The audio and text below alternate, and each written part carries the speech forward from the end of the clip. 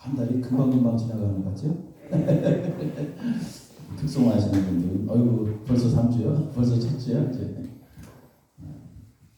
빨리 지나가고 있어요. 지금 벌써 4월 다 지나갔고 이제 좀 있으면 5월 달이 됩니다. 그러다 보면 또 올해도 금방 가겠죠. 네.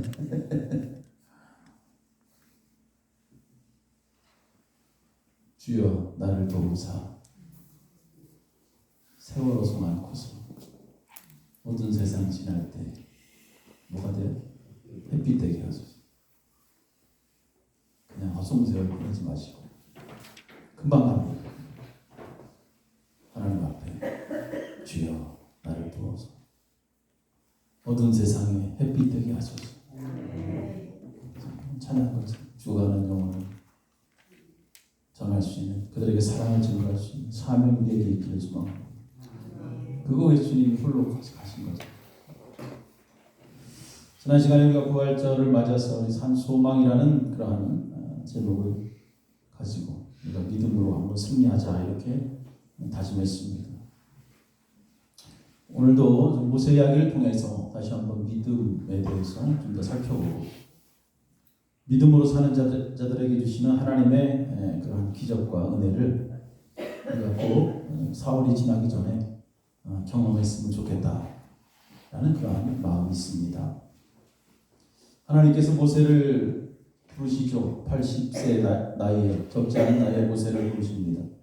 40년 동안 그는 궁궐에서 또 40년 동안 그는 광야에서 생활했습니다. 긴 시간 동안 그는 하나님을 직접 경험하지 못했어요. 그래서 모세는 하나님께서 처음에 부르셨을 때 그는 불안해했고 걱정했습니다. 모세는 언제나 자신이 히브리 사람이라는 것을 히브리인이라는 것을 잊지 않았습니다. 그래서 히브리 노예가 학대를 받는 것 그것을 보고 참지 못하고 결국에 읍사람을 죽이죠. 그런 모세를 히브리 사람들이 인정해주면 좋겠는데 그리고 정말 모세를 지도자로 믿고 따랐으면 좋겠는데 그들은 모세에게 이야기합니다. 누가 너를 우리의 사람으로 세웠느냐 우리의 지도자로 세웠느냐 하면서 도리어 모세를 무시합니다. 모세는 이러한 모습이 눈에 선하죠. 그래서 그러한 상황 속에서 하나님의 부르심을 받고 다시 그들에게 가서 그들을 돕는다라는 것은 사실 두려운 일입니다. 하지만 하나님은 모세를 포기하지 않습니다. 모세를 부르시고 모세에게 소명을 부여하셨습니다. 자, 모세는 하나님을 알았지만 직접 경험하지 못한 지식으로 알고 있었습니다.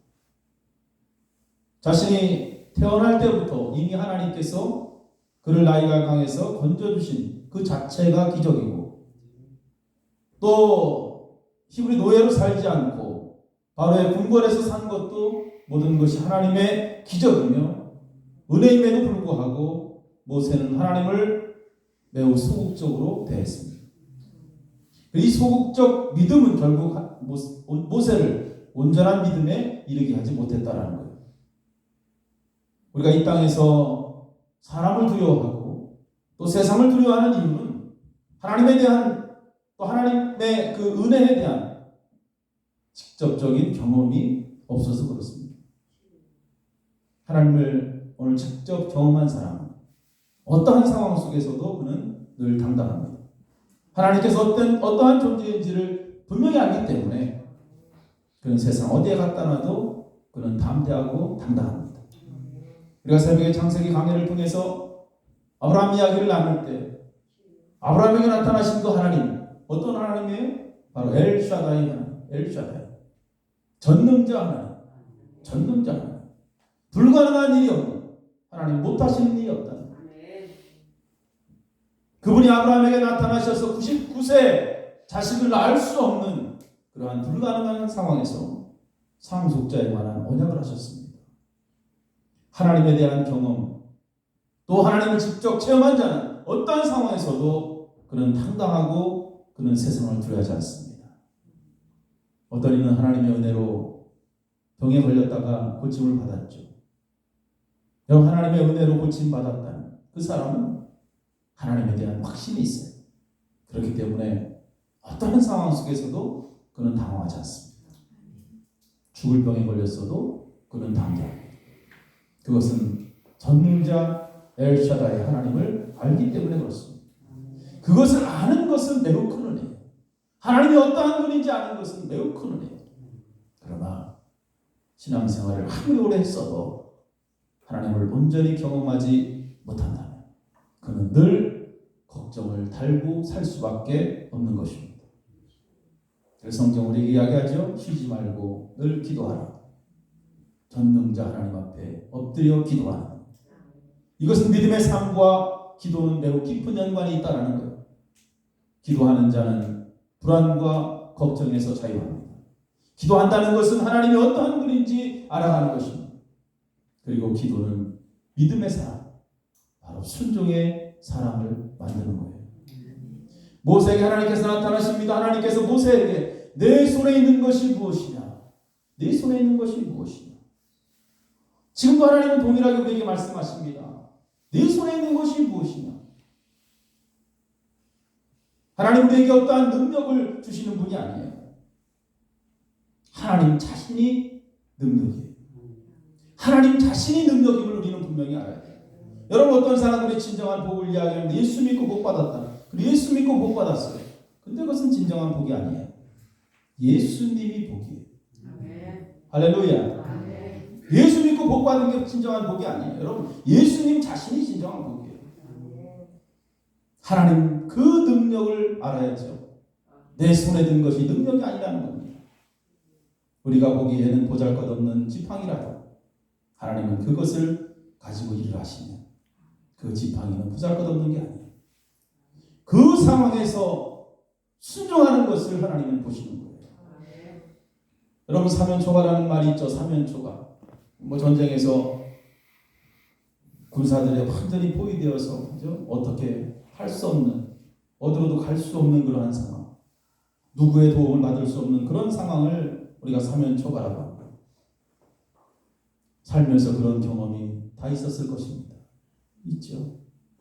모든 것을 잃고 아무 쓸모없는 그 지팡이 하나 남았을 때가 있다라는 거예요. 여러분 얼마 전에 산불로 집이 완전히 전소된 사람들 얼마나 불쌍합니까? 너무 불쌍한 거예요. 그 이야기 들으니까 너무 마음이 아프더라고요. 그들 어떻게 도울 수 있는 방법이 있으면 한번 도와야 되겠다라는 생각도 들어요. 삶의 터전을 그냥 다 잃어버렸어요. 그냥 몸 하나 괜신이 나와서 그야말로 그들은 사면초가입니다. 아무것도 없는 그런 상황이에요. 그래서 기도하죠. 하나님 그들에게 위로를 베풀어 주십시오. 불쌍히 여겨 주십시오. 그들에게 하나님의 위로가 있기를 기도하는 거예요. 하지만 하나님은 지금의 상황이 어떻든 그것은 하나님 앞에서 중요하지 않다. 내가 사면초가 같은 그러한 상황이라 할지라도 하나님 앞에서는 그것이 중요하지 않습니다. 지금 그런 상황이라도 믿고 순종하는 자가 되는 것이 중요한 거예요. 모든 것을 다 잃었다 할지라도 하나님은 그곳에 함께 계시기 때문에 그렇습니다. 우리가 많이 갖고 재능이 특출내야 하나님께서 그것을 사용하시고 그것을 통해서 기적을 베푸시는 것이 아니다. 지금 손에 있는 것 하나만 가지고 그것을 가지고 순종하면 하나님은 그 믿음을 보시고 역사하시는 것입니다. 모세는 양을 치던 지팡이를 갖고 하나님 앞에 서 있습니다. 그 지팡이를 가지고 어찌 거대한 그 애국의 군대와 맞서 싸울 수 있습니까? 그러나 모세는 하나님께 순종합니다. 그리고 모세는 그 지팡이를 들고 믿음으로 나갑니다. 오늘 말씀해 보니까 모세의 지팡이가 뱀으로 변합니다. 그 뱀은 이제 코브라죠. 코브라. 매우 위협적인 독을 가진 그러한 뱀. 그 독을 만지거나 물리면 서서히 죽어가는. 그래서 뱀이 갖고 있는 그 지혜는 독이에요. 서서히 죽이는 힘이 있습니다. 사막의 방울뱀이라고 여러분 혹시 들어보셨죠? 방울뱀이 있어요. 치명적인 독을 갖고 있습니다. 방울뱀은 지나가는 동물을 물지 않습니다. 동물들이 지나갈 때 독을 내뱉어서 그 눈에 들어가게 들어가게 만들어요. 그래서 눈을 멀게 만든다. 그리고 실명이 되면 그때 가서 서서히 잡아먹는 거예요. 그게 방울뱀입니다. 여러분, 악한 마귀들도 지금 우리들에게 다가와서 순종하지 못하고 믿음으로 살지 못하도록 독을 우리 눈으로 쏘고 있는 것입니다.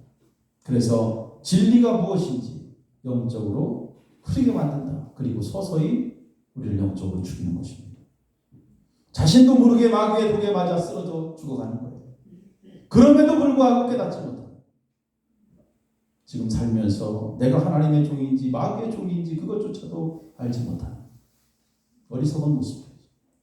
이단에 빠진 사람들 이야기 들어보면 매우 비상식적이라는 것을 알 수 있어요. 그런데 그들은 몰라요. 왜? 영적으로 눈이 흐려서 그렇습니다. 교회도 이 마귀의 독이 들어가면 교회가 하나님의 영광을 드러내지 못합니다. 부흥되는 것이 아니라 교회가 서서히 죽어갑니다. 교회가 하나님의 영광으로 해서 쓰임받아야 되는데 마귀의 도구가 되어서 하나님의 빛을 가립니다. 그래서 정신을 똑바로 차리고 진리에 바로 서 있어야 되는 것입니다. 마가복음 16장에 보면 믿는 자에게 나타나는 표적들에 관해서 말씀하실 때 믿는 자들은 귀신을 쫓아내고 새 방언을 말하고 독을 마실지라도 해를 받지 않고 병든 사람에게 손을 얹으면 나으리라. 할렐루야. 믿음이라는 것이 이처럼 놀라운 기적을 낳는 것입니다. 하나님은 지금도 믿음 있는 자들을 찾으신다. 말씀에 온전히 바로 서서 순종하는 자를 찾고 그들에게 은혜를 베푸시는 거예요. 지난 시간에 말씀드렸듯이 우리가 이해하고 믿는 것이 아니다. 이해되어지는 것만 믿는 것이 아니다. 이해되는 것만 순종하는 것이 순종이 아니죠. 내 상식으로 이해되지 않아도 순종할 수 있는 것. 그것이 바로 참 믿음입니다. 어떤 사람은 교회를 다니면서 언제나 자신의 관점으로 생각을 하죠. 하나님의 관점으로 바라보지 않습니다. 말씀 중심으로 교회를 생각하지 않습니다. 그런 사람은 언제나 자신의 관점으로 생각하고 그런 사람은 다른 사람을 이해하려고 하지도 않습니다. 심지어 하나님의 말씀도 믿지 않습니다. 그러면서 자신이 신앙생활을 잘하는 줄 알고 착각하는 거죠.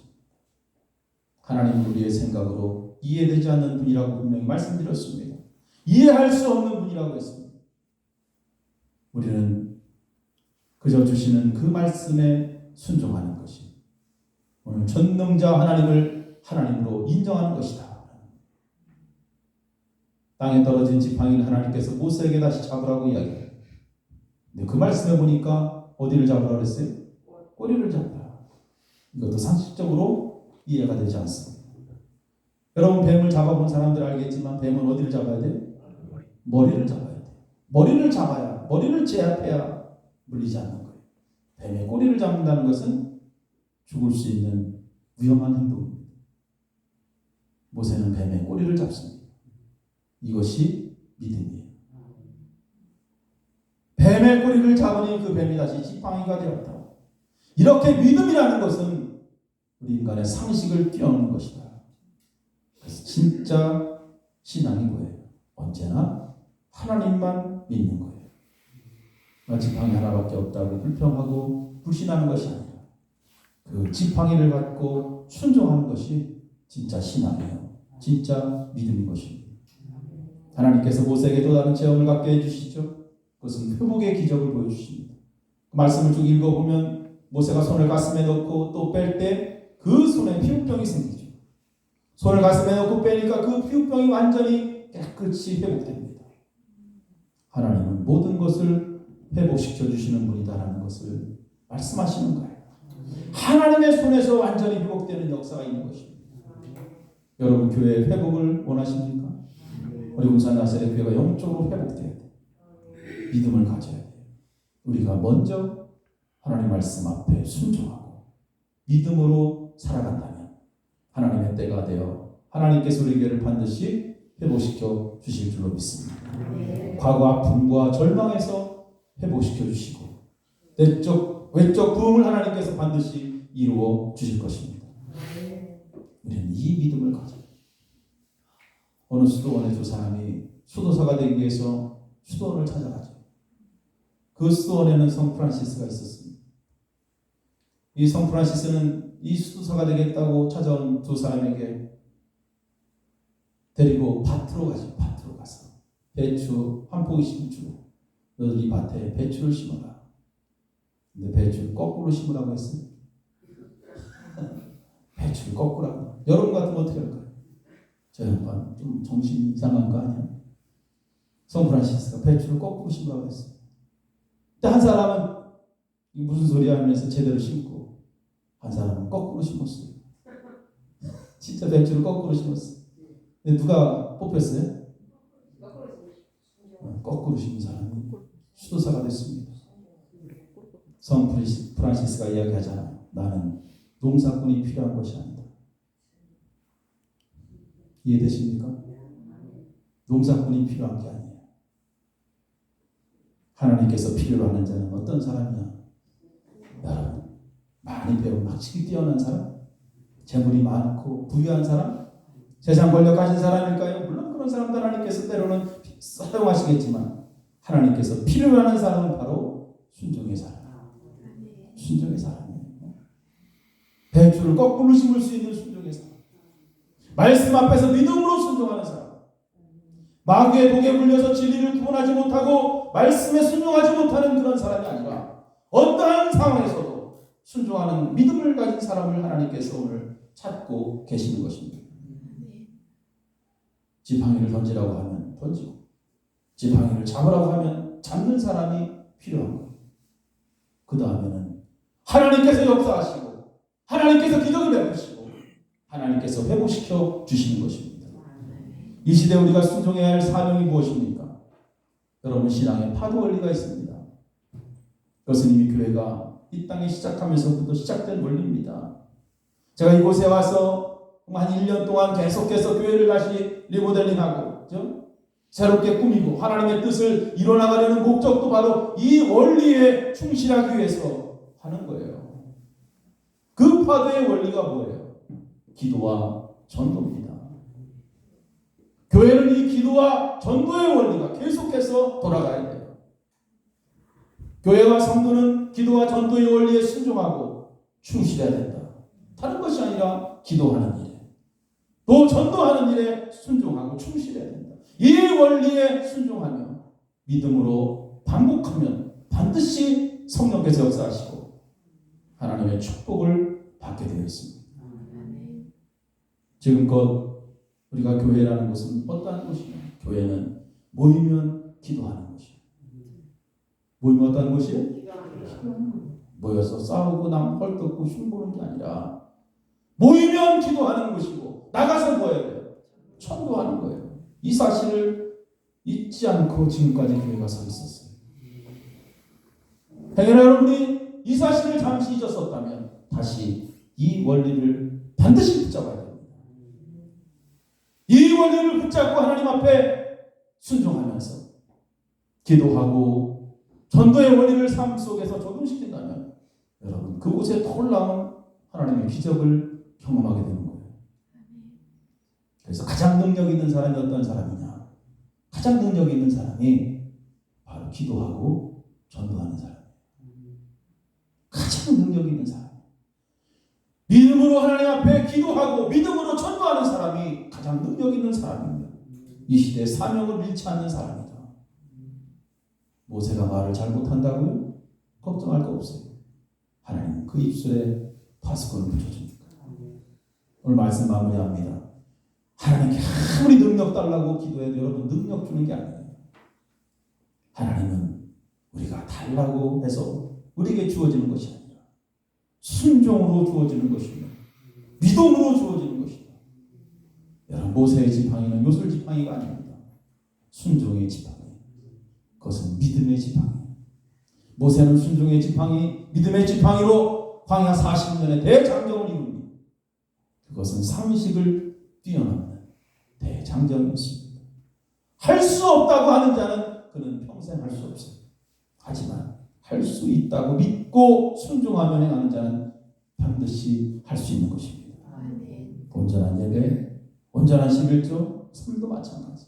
새벽기도, 사순절 기간에 여러분 탄력받았으면 수요일 예배도 함께 참석하면서 우리가 함께 말씀의 은혜를 받고 기도하며 또 나가서 전도하며 이런 파도의 원리가 계속 교회 안에 있어야 됩니다. 그렇게 순종하고 믿음으로 나아갈 때 마귀의 독에서 회복되는 것입니다. 그리고 기도와 전도의 원리를 여러분 삶 속에 지속적으로 적용시킨다면 거기에 하나님의 축복과 기적을 분명히 보게 될 줄로 믿습니다. 할렐루야. 기도하시겠습니다.